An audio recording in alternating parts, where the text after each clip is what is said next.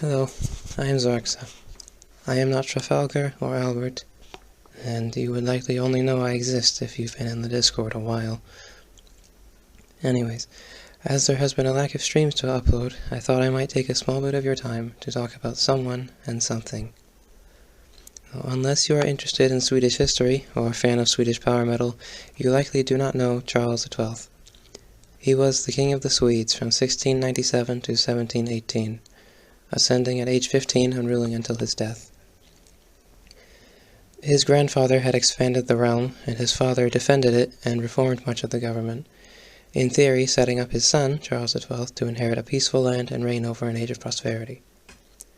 Well, this was not to be, for after his father's death, 3 of the once defeated enemies circled like vultures around the new young king, who they thought too inexperienced to truly oppose their combined power.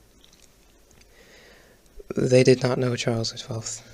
He defeated one of them in a lightning campaign before turning to another, defeating them in a few years' time, installing an ally there before leading the combined invasion of the last enemy, Russia. Though in time he would be defeated, later dying on campaign in Norway after some years in Turkey, trying in vain to convince them to join the conflict on his side, and the Swedish Empire unraveled within another human lifespan.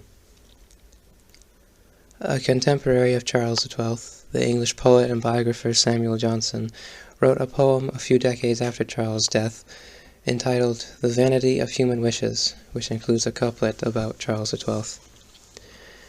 In the poem, Samuel Johnson describes many cases of human achievement, from the Roman Empire to Xerxes to the whole pursuit of knowledge and mastery, and the subject of this video, Charles XII. He concludes the poem with the sentiment of the inability of the world and of worldly life to offer genuine or permanent satisfaction. In essence, that living for fun or without care for the future will ultimately not bring you happiness. This is the couplet about Charles XII. I will put the meanings of uncommon words on screen. On what foundation stands the warrior's pride? How just his hopes let Swedish Charles decide? A frame of adamant, a soul of fire, no dangers fright him, and no labours tire. Over love, over force, extends his wide domain, unconquered lord of pleasure and of pain.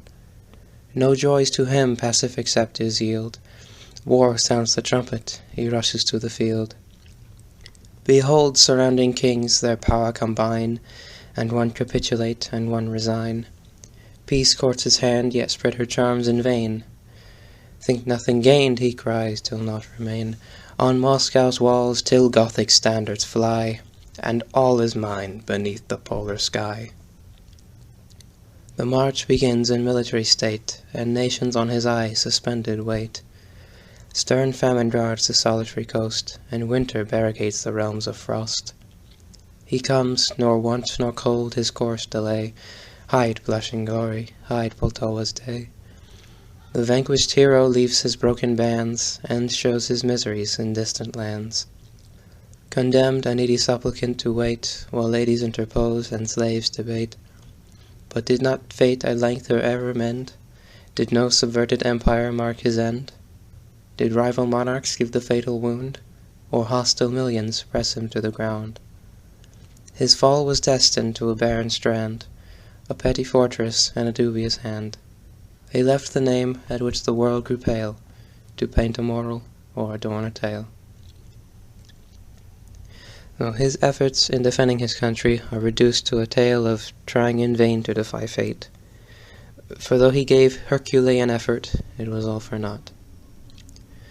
Here I am reminded of another poem, this one in Swedish, written on the centennial of Charles' death by Esaias Tegnér, the part being, the quote from that poem being, Han kunde icke vika, blott falla kunde han, which translates as, or it means roughly, he could not yield, he could only fall. For like stone, he would rather break than bend. So that effort, the will of endurance, is the most valuable thing of the human mind. To never give up, and to seek within yourself the strength to conquer adversity. Vila i frid, Karl XII. Requiescat in pace, Carolus Rex.